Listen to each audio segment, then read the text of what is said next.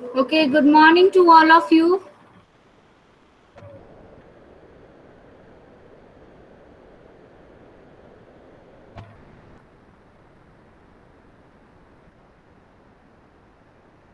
Am I clearly audible?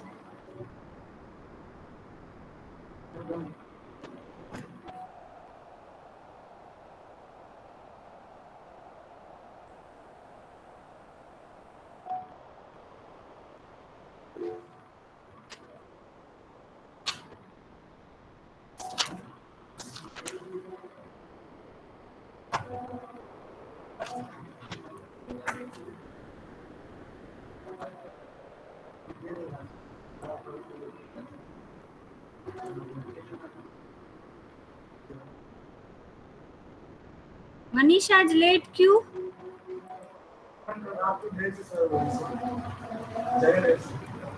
पढ़ रहे थे?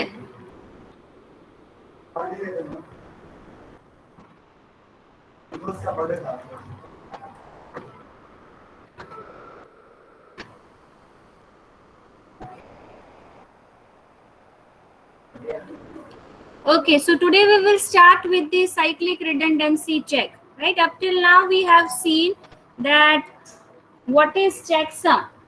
There are mainly two techniques that is used for the error detection, checksum and the cyclic redundancy check. We have also seen the parity checking, right?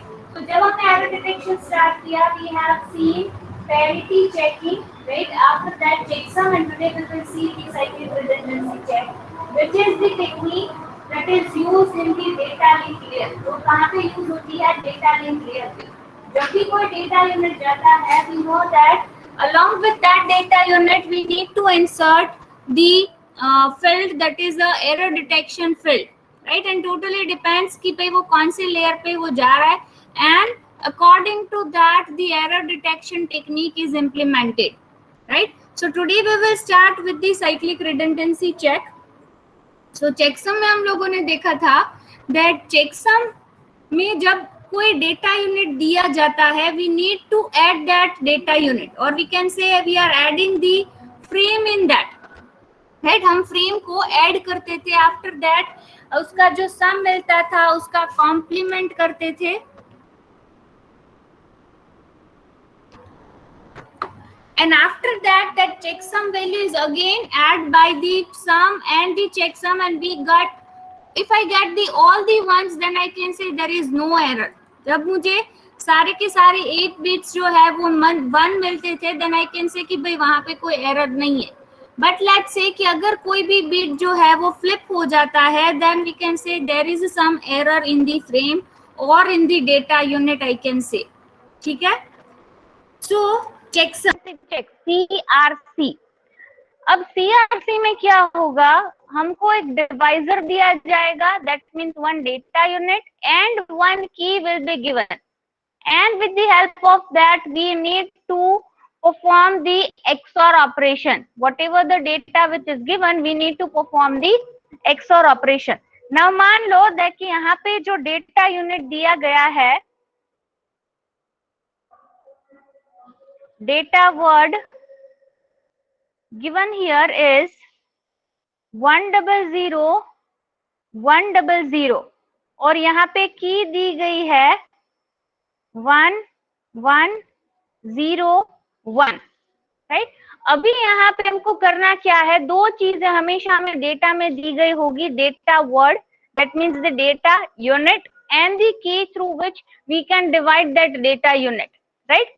अभी cyclic redundancy check में हमेशा जितने भी की है, जितने भी की बिट्स है, यानी कि यहाँ पे कितने बिट्स है? 4 बिट्स है, right? So 3 bits will B appended at the end of the data unit. यानी कि हमको यहाँ पे डिवीजन करना है, तो कैसे करेंगे? डिवीजन तो नहीं, but we are actually performing the XOR operation, right? So let's say कि यहाँ पे मैंने डेटा रखा 100 और ये मेरा जो है वो की है 1101. अभी जितना भी की होगा, जितने भी बिट्स होंगे की के, यहाँ पे 4 बिट्स है, सो n बिट्स है तो n minus 1 0 will be appended at the end of the data unit, यानी कि यहाँ पे 4 बिट्स है, so 3 bits will be appended over here, right. So यहाँ पे मैं क्या करूंगी, 3 zeros जो है वो यहाँ पे मैं अपेंड करूंगी, राइट। अगर 5 बिट्स होते की में, so 5 minus 1 that is a 4. 4 zeros will be appended at the end of the data unit, right? अभी यहाँ पे मुझे क्या करना है, एक तरीके से डिवीजन करना है और एक तरीके से मुझे XOR ऑपरेशन परफॉर्म करना है, राइट। सो यहाँ से मैं स्टार्ट करूंगी 1 1 0 1 है, तो अगर मैंने यहाँ पे 1 लिया तो इट विल बी 1 1 0 1। और अब यहाँ पे इंस्टेड ऑफ सब्सट्रैक्शन, डिवीजन में हम क्या करते हैं, मल्टीप्लीकेशन और फिर subtraction, but instead of subtraction what we are doing here is XOR operation. So XOR operation में क्या होता है, if you might be knowing that if the same bits is there then it will become 0, that is 0 0 और 1 1 रहा तो 0 आएगा, अगर different है then it will be 1. Getting my point? इस तरह से XOR ऑपरेशन परफॉर्म होगा। नाउ यहाँ पे अगर हम XOR ऑपरेशन परफॉर्म करेंगे, so same bits is there 0, different bit 1, same bit 0, same bit 0। अभी ये 0 है वो नीचे आएगा। Getting my point? एक एक बीट हम लोग नीचे पैच करते हैं, राइट। Again it is starting with 1, अभी ये बिट को छोड़ देना है, राइट। डिवीजन का रूल सबको पता है।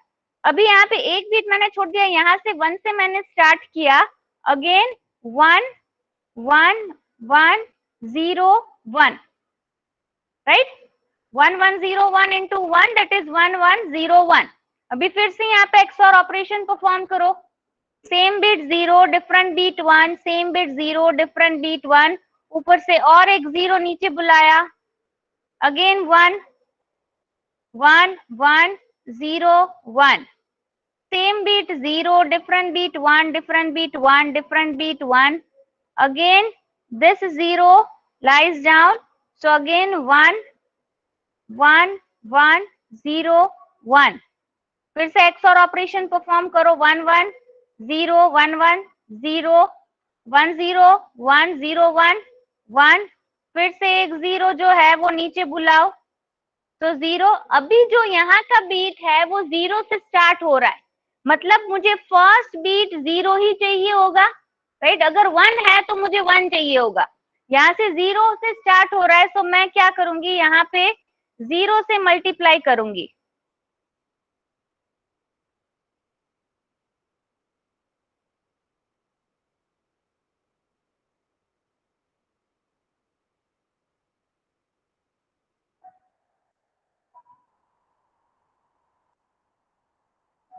जीरो से मैंने मल्टीप्लाई किया तो यहाँ पे क्या आएगा, 0 0, सॉरी यहाँ पे नहीं रखना है, 0 0 0 0।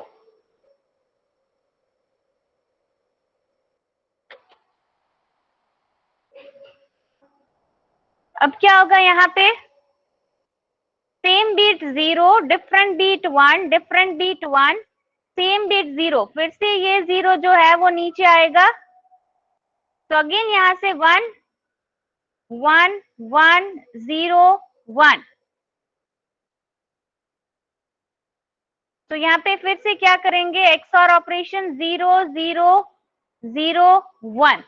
अभी यहाँ पे मुझे मिलता क्या है, 0 0 1, इसको क्या बोलते हैं, रिमाइंडर। रिमाइंडर में हमको क्या मिला, पीछे के यहाँ पे हम 3 बिट्स काउंट करेंगे, राइट, क्योंकि यहाँ पे हमने कितने वो अपेंड किए हैं, 3, राइट। सो यहाँ पे मैं 3 बिट्स, यहाँ के जो लास्ट 3 बिट्स है वो मैं रिसीवर के साइड अपेंड करूंगी जब वहां पे ये ऑपरेशन परफॉर्म होगा। This is the process of the sender side, ये जो प्रोसेस थी this is of sender side की प्रोसेस है, राइट। अभी रिसीवर के साइड क्या होगा,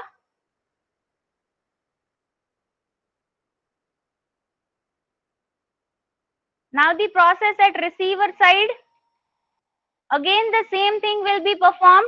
पहले हम क्या करेंगे, डेटा लिखेंगे 100, फिर हमारा डिवाइजर क्या था 1101, बट यहाँ पे जो हम 3 बिट्स अपेंड करेंगे जो हमें यहाँ पे मिले थे, मतलब वो रिमाइंडर में जो मिले थे वो लास्ट 3 बिट्स हम यहाँ पे अपेंड करेंगे, राइट। तो 001, अभी इसका XOR ऑपरेशन परफॉर्म करेंगे हम लोग, right. So starting with 1, so 1 1 0 1, same 0 different 1, same 0 and 0 bit यहाँ पे अगेन 1 से करेंगे 1 1 0 1, so same beat 0 different beat 1, same beat 0 different beat 1, again 0 नीचे लाएंगे 1 1 0 1, different beat 1, different beat 1, different beat 1, again 0 नीचे आएगा, क्या होगा फिर से 1 के साथ 1 1 0 1, सेम बीट 0, डिफरेंट बीट 1, फिर से 0 नीचे लाओ, 0 के साथ होगा पहले 0 0 0 0, और यहाँ पे क्या मिलेगा 0 1 1 0, और फिर से यहाँ पे 1 नीचे लाओ, 1 के साथ करेंगे तो क्या मिलेगा 1 1 0 1, मतलब ऑल बिट्स 0। रिसीवर के पास हमें क्या मिल जाता है, रिमाइंडर पूरा का पूरा 0 मिल जाता है। That means during the transmission there is no error, there is no bit flipped during the transmission, और उसी वजह से हमें यहाँ पे क्या मिलता है 0 0 0, राइट। तो ये कौन सा सिनेरियो हुआ, error with no transmission, transmission with no error, sorry, transmission without error।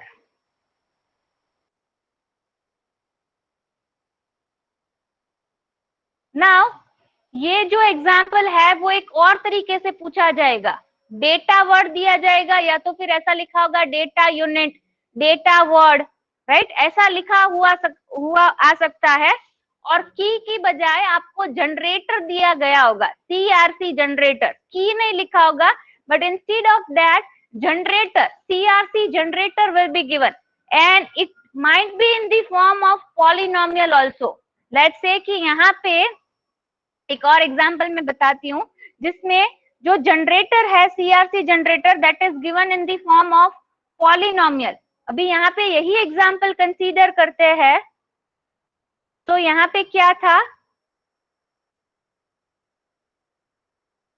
x raised to 3, x raised to 2 plus 1। अभी मान लो ये फॉर्म में हमें दिया गया है जनरेटर, ये उसका मतलब तो यही होता है 1 1 0 1, बट कैसे 3 की पावर है तो 1 डाल दिया, 2 की पावर है तो 1 डाल दिया, बट यहाँ पे 1 की पावर नहीं है, प्लस x नहीं है। अगर प्लस x होता तो x की पावर 1 होती, राइट, तो हम 1 लिखते, बट यहाँ पे 1 की पावर नहीं है, so I have written 0 and then 1। So instead of a key, you should be given like a ऐसे CRC generator might be given in the exam, right? अभी मान लो कि भाई CRC generator कुछ ऐसा दिया है,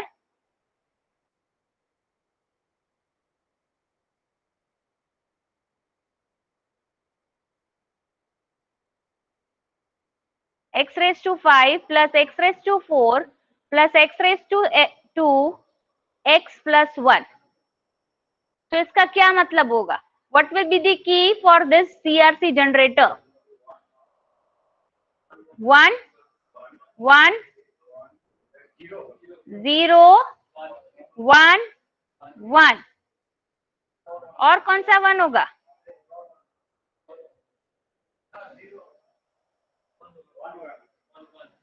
किसके लिए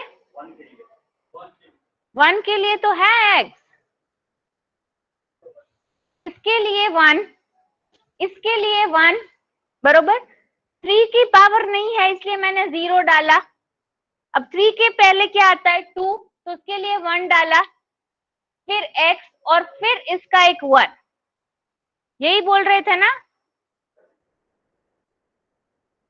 आया समझ में?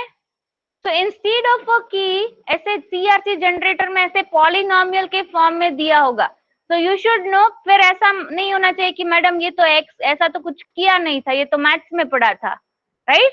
CRC generator will be given in the form of polynomial also, right? So you should know ये 7 मार्क्स में क्वेश्चन आ सकता है, या तो फिर 4 मार्क्स में भी ये क्वेश्चन आ सकता है। जीटीयू की एग्जाम में 7 मार्क्स के क्वेश्चन होते हैं, राइट? तो उसमें सेंडर और रिसीवर साइड दोनों प्रोसेस, जितने भी मार्क्स में हो, आपको दोनों प्रोसेस परफॉर्म करनी होगी, sender side as well as the receiver side, right? And with all the steps you have to do it, right? Suppose की 5 बीट्स का है, तो आपको बताना होगा दैट की contains the 5 bits, so I am appending the 4 bits at the end of the data unit, right? Along with all these statements you have to perform this calculation, right? एक और example दे रही हूँ, just do it by yourself.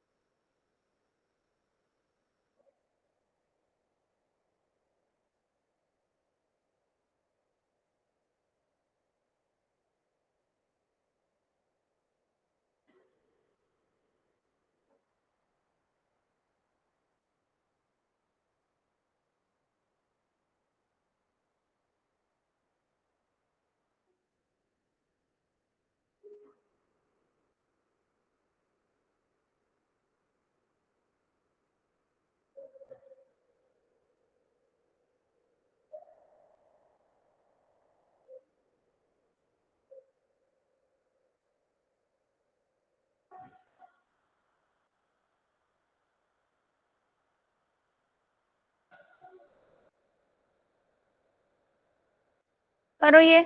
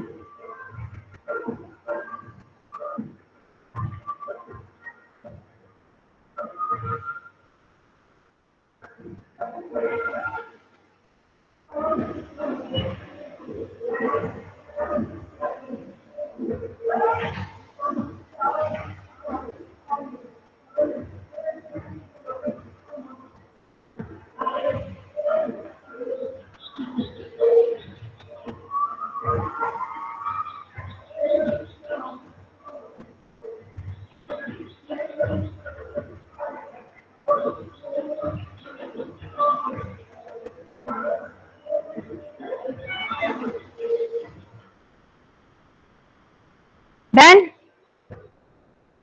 101 append करा, receiver के side append करा देना। क्या? हम रिसीवर पर नो एरर 1010 अगर अपेंड कराएंगे। हाँ तो करो, करना तो है। एग्जाम में ऐसे नहीं लिख सकते कि 1010 अपेंड कराएंगे तो एरर नहीं आएगी।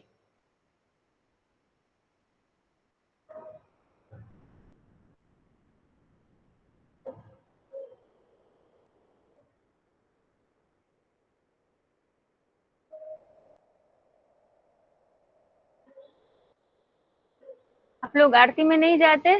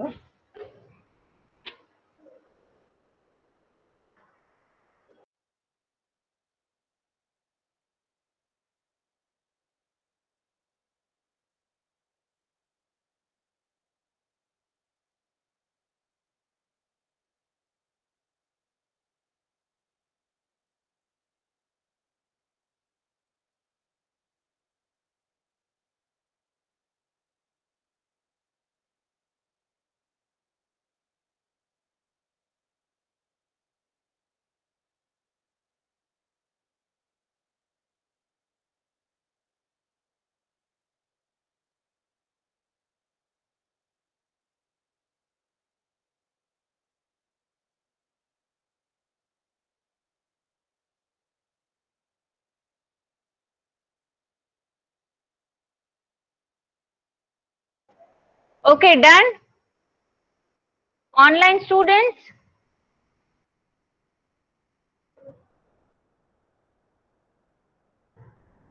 if the beat gets flipped, then you will not get all the zeros in the reminder at the receiver side, right? Data unit में एक बीट जो है वो फ्लिप करके देखो। रिसीवर के साइड आप जो डेटा यूनिट लेते हो, राइट, उसमें एक बीट आप फ्लिप करके देखो और फिर जो रिमाइंडर है सेंडर का वो अपेंड करो। आपको रिमाइंडर में सब जीरो नहीं मिलेंगे। पता चला?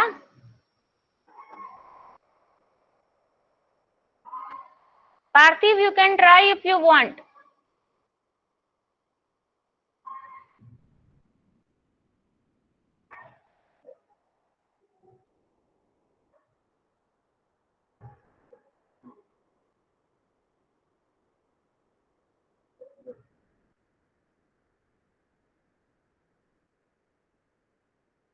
Okay.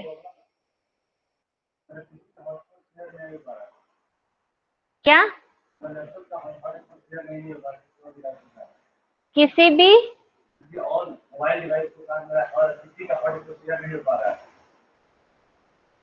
हॉटस्पॉट चालू मीन्स हॉटस्पॉट का फंक्शनैलिटी है तो लॉक होगा आपका, या तो फिर लिमिटेड रखा होगा। Have you checked? अगर लिमिटेड यूजर रखा है so it can not able to connect, जैसे मोबाइल में रखते हैं।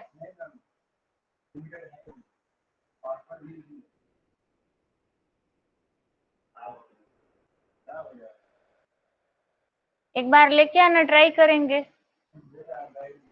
ठीक है, देख लेते फिर। Okay, so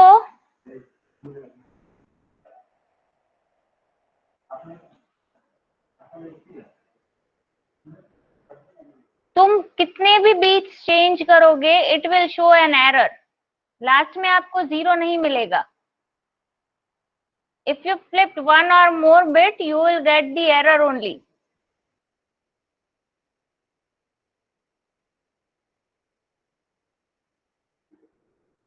okay, so this is all about the error detection, right? यहाँ पे हमने देखा कि ये पूरा जो है that is all about the error detection. we have seen the parity bit, checksum and cyclic redundancy check.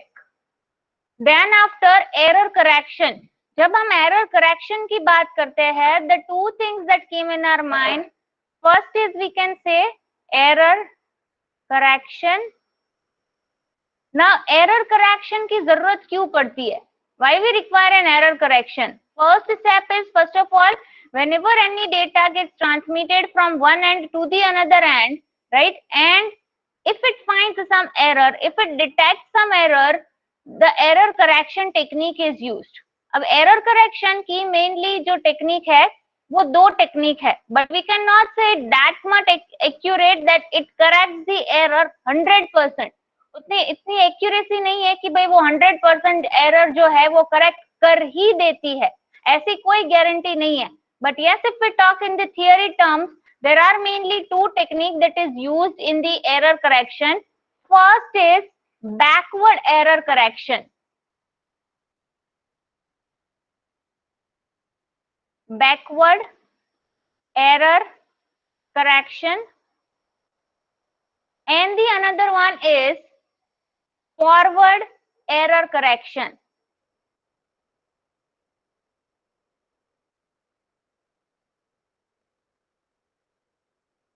Now when I say the backward error correction, मान लो कि भाई कोई भी डेटा ट्रांसमिट हो रहा है, उसमें कोई एरर डिटेक्ट हुई है, राइट. सो बैकवर्ड एरर करेक्शन मतलब क्या? रिसीवर जो है वो सेंडर को बताएगा that this bit is flipped or this data is corrupted or this data is lost during the transmission, so you have to send me the another frame, or we can say like you have to retransmit that frame or the data unit, right. तो यहाँ पे receiver को data मिलने के बाद sender को बताता है, मतलब बैक जाता है कि भाई ये जो फ्रेम है, ये जो डेटा है वो मुझे फिर से रीट्रांसमिशन करो, फिर से रीट्रांसमिट करो. But retransmission we can say is not the only option every time, because retransmission in the wire, that is a fiber optics, it will be an easy or we can say less expensive. जब retransmission easy रहता है या फिर उसकी cost less रहती है, then we can opt that option. But sometimes what happens that if there is a data transmitted in a wireless, अगर कोई wireless medium से कोई data जा रहा है, so in that case retransmission will be expensive, right. So at that time we cannot go for a backward error correction. At that time we have to opt the forward error correction, right. अभी forward error correction में क्या होगा? Forward error correction, जैसे ही data आता है, detect होती है error, it will find the position of the error, right. Position पहले वो डिटेक्ट करता है कि भाई कौन से पोजीशन में है, कौन से बिट फ्लिप हुई है, and then it correct the error, right. उसके बाद वो जो डेटा है वो वेरीफाई होता है और फिर वो करेक्ट होता है, राइट. बट पहले क्या होगा? पहले अगर कोई भी मीडियम से डेटा इजीली रीट्रांसमिट हो सकता है, then the backward error correction is used, right. So यहाँ पे दो चीजें हैं जो सिर्फ आपको याद रखनी है, backward error correction and the forward error correction. After that we have seen the flow control.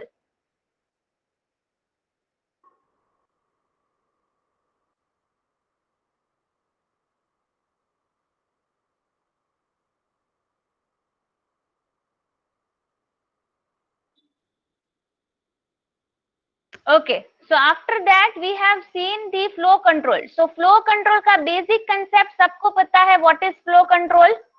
It is maintaining the data rate between the two entities, or it balance the data rate between the two entities. That is the flow control, right? ये सबको पता है कि भाई ये जो है उसे flow control बोला जाता है. Data link layer flow control. अभी flow control में दो जो mechanism है वो use होते हैं.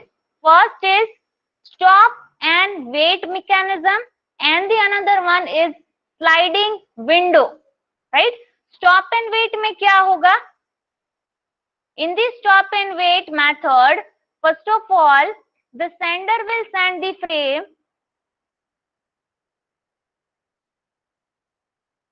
मान लो कि भाई सेंडर ने यहाँ पे फ्रेम 0 जो है वो सेंड की.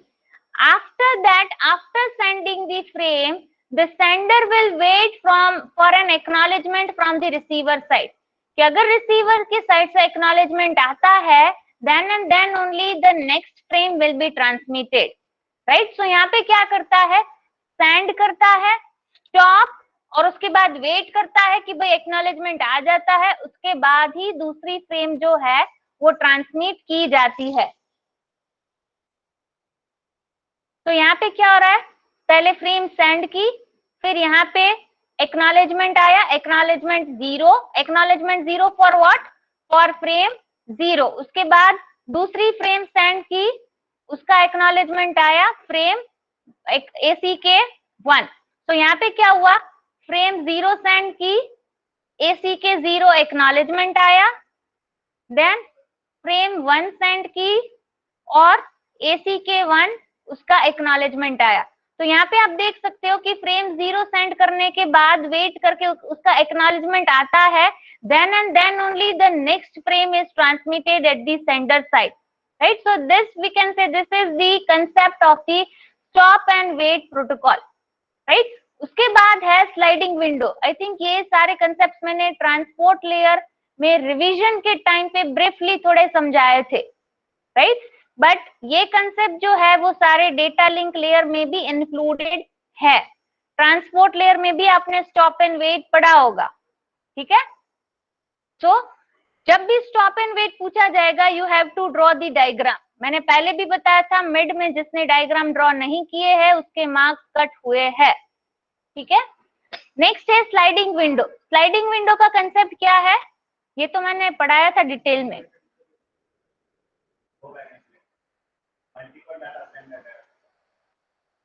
हाँ, स्लाइडिंग विंडो एक कंसेप्ट है, go back and selective repeat उसकी टेक्निक है, राइट? वो तो हम पढ़ेंगे ही error correction, sorry, flow control में। बट यहाँ पे मैं पूछ रही हूँ कि स्लाइडिंग विंडो जो है वो वर्क कैसे करता है।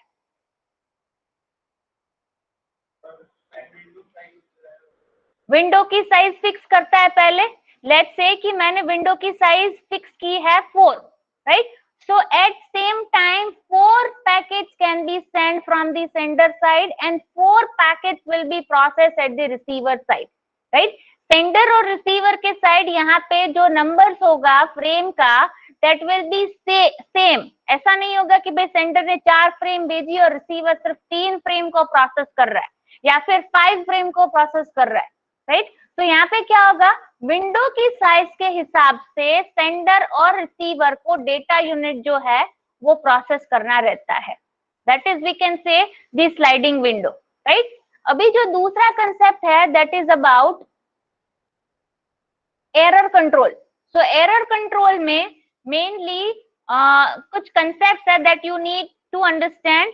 फर्स्ट ऑफ ऑल, अगर हम एरर कंट्रोल की बात करते हैं, error detection is the first keyword that you should write whenever it is asked explain error control in terms of network. So first is error detection, जिसमें हमने सारी technique देखी। आप सिर्फ उसके टेक्निक के नाम लिख सकते हो, डिटेक्शन के बारे में कुछ लिख सकते हो कि the error detection field is used at the end of the data unit which is used to detect the error. There are mainly 3 technique in the error detection: parity, checksum and cyclic, right? उसके बाद जो रहता है detection की, अगर detection को अगर और डेप्थ में जाए तो हम ऐसा बोल सकते हैं कि भाई डिटेक्शन जो है, अगर सेंडर ने कोई डेटा भेजा, रिसीवर ने वो डेटा को एक्सेप्ट किया, राइट? अगर वो डेटा करप्ट है तो रिसीवर क्या करेगा कि भाई उसे कुछ एक्नॉलेजमेंट भेजेगा, राइट? बट वो एक्नॉलेजमेंट कौन से फॉर्म में होगा? There should be some kind of indication which says that whatever the data you have sent is corrupted, right? So therefore there are mainly 2 types of acknowledgement that is used to indicate कि भाई आपके data में error है या तो फिर आपका data है वो एरर फ्री है। तो मैंने बोला था 2 टाइप के एक्नॉलेजमेंट जो है वो यूज होते हैं, positive acknowledgement and the negative acknowledgement, right? अगर रिसीवर के साइड सक्सेसफुली फ्रेम जो है वो पहुंच जाती है, then we can say the receiver will send the positive acknowledgement. But if the data is corrupted or if any bit is flipped and if the error is detected at the receiver side, receiver will send a negative acknowledgement, that is NACK, right. So यहाँ पे ये चीजें भी आपको लिखनी है. Error control है तो पहला क्या आएगा, error detection. Positive acknowledgement, which is used to indicate the positive sign that the packet has been received successfully at the receiver side. NACK, that is the negative acknowledgement, which is used to indicate that the packet might be corrupted in between, right? और तीसरा क्या होगा, चौथा क्या होगा, retransmission. Retransmission मतलब क्या कि भाई अगर पैकेट करप्ट हुआ है, if I got the negative acknowledgement, then the sender has to retransmit that frame, right. That is we can say the concept of retransmission. अभी जब रीट्रांसमिशन को अगर डिटेल में देखें तो रीट्रांसमिशन कौन कौन से केस में किया जाता है. पैकेट लॉस्ट हो जाता है, पैकेट करप्ट हो जाता है, या तो फिर कोई बीट जो है वो फ्लिप हो जाती है. देन वो एक केस हुआ, लॉस हो गया, करप्ट हो गया, फिर फ्लिप हो गई, हुआ तो एरर ही, राइट. सो एक केस में हम बोल सकते हैं कि उसमें रीट्रांसमिशन होगा. दूसरा केस क्या होगा,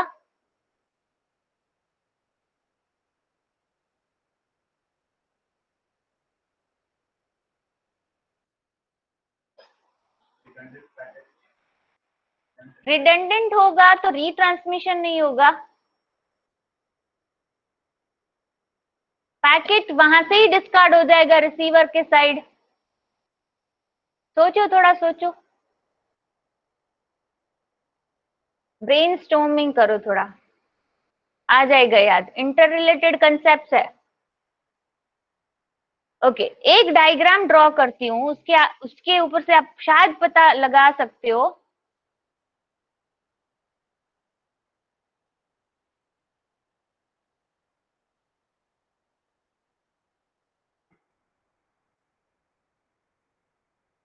सीक्वेंस नंबर सही नहीं होगा तो उसके लिए रीअसेंबली प्रोसेस है, तो वो परफॉर्म की जाएगी.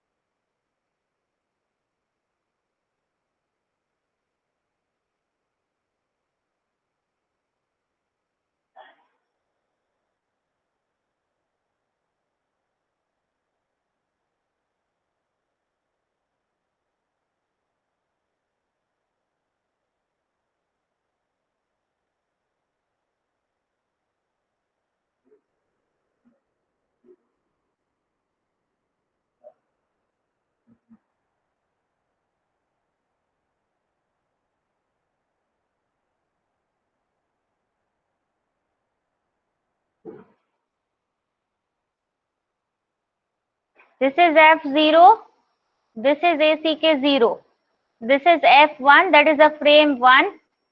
यहाँ पे पता चला अभी के भी नहीं पता. यस आरटीटी भी बोल सकते हैं, या तो फिर ऐसा बोल सकते हैं कि अगर उस स्पेसिफिक फ्रेम का टाइम आउट हो जाता है, यानी कि जिस भी पीरियड में एक्नॉलेजमेंट आना चाहिए, अगर उस पीरियड में एक्नॉलेजमेंट नहीं आता है, at that time the retransmission is performed, right. Sender data तो सेंड कर देता है, बट वो टाइमर भी तो सेट करेगा कि भाई ये 10 मिनट में इसका एक्नॉलेजमेंट आना चाहिए. अगर मान लो अगर उसने कुछ बैकअप के लिए रखा है तो चलो 11 मिनट या 12 मिनट रख लेता है, बट अगर उस दौरान एक्नॉलेजमेंट नहीं आता है, the sender will send that frame again, right. वो जो फ्रेम है वो फिर से रीट्रांसमिट की जाएगी, और उसके बाद जो है उस टाइम पीरियड में अगर एक्नॉलेजमेंट आ जाता है तो फिर ठीक है, वरना फिर उसको रीट्रांसमिट किया जाएगा. ठीक है, तो ये एक दूसरा केस हुआ जब रीट्रांसमिशन परफॉर्म किया जाता है कि अगर टाइमर एक्सपायर हो जाता है then the retransmission is perform. दूसरा क्या होगा,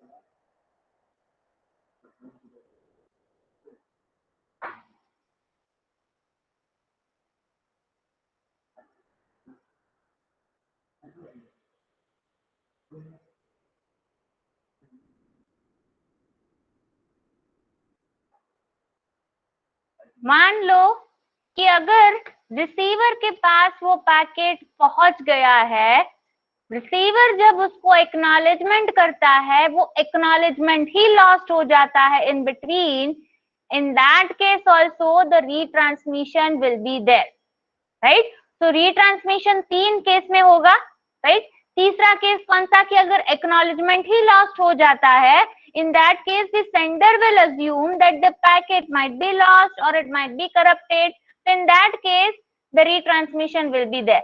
but यहाँ पे एक और कंसेप्ट है, go back and, मतलब अगर उस पर्टिकुलर फ्रेम का एक्नॉलेजमेंट नहीं मिलता है, the sender will go up to the end position which the packet is lost, and after that whatever the frame has been sent, that will be sent again, even though it is already transmitted successfully और उसका acknowledgement भी successfully पहुंच गया है, फिर भी वो and position तक जाएगा, वो जो भी पैकेट लॉस हुआ है उसकी एंड पोजीशन में जाके वो पैकेट और उसके बाद के सारे पैकेट जो है वो फिर से रीट्रांसमिट किए जाएंगे।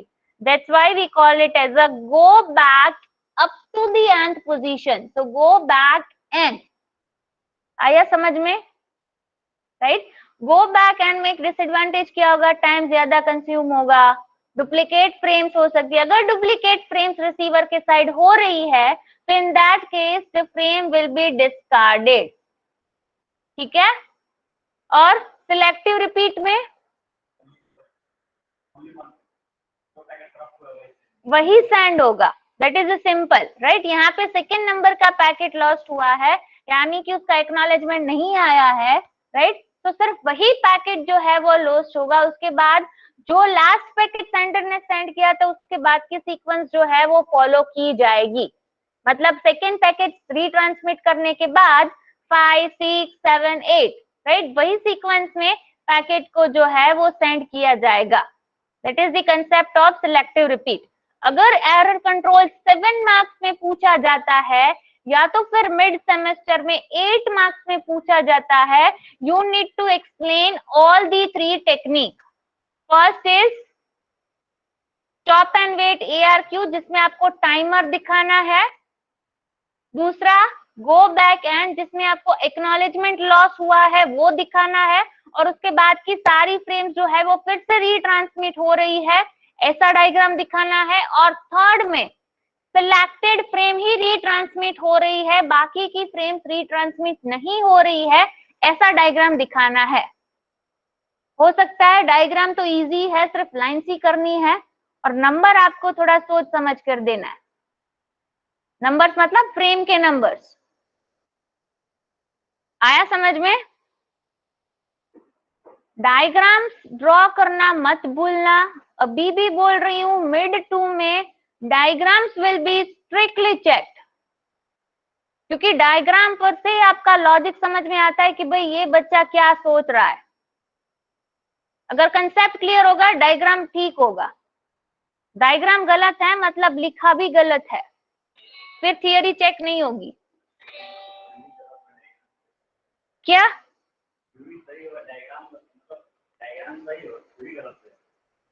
तो आधे मार्क्स थियरी के कट जाएंगे।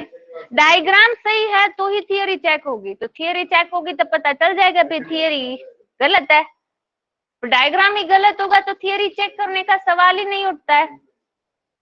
ओके ओके सैन, आप अटेंडेंस डाल दो चैट बॉक्स में। आप लोगों का नंबर बोल दो। 57 1 57 किस 137, फिर 139 116 116 के बाद 122, 128.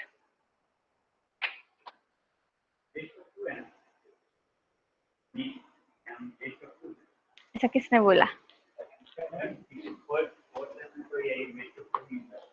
फोर्थ में बेस्ट ऑफ 2 नहीं हो सकता, फोर्थ सेमेस्टर तक एवरेज होता है।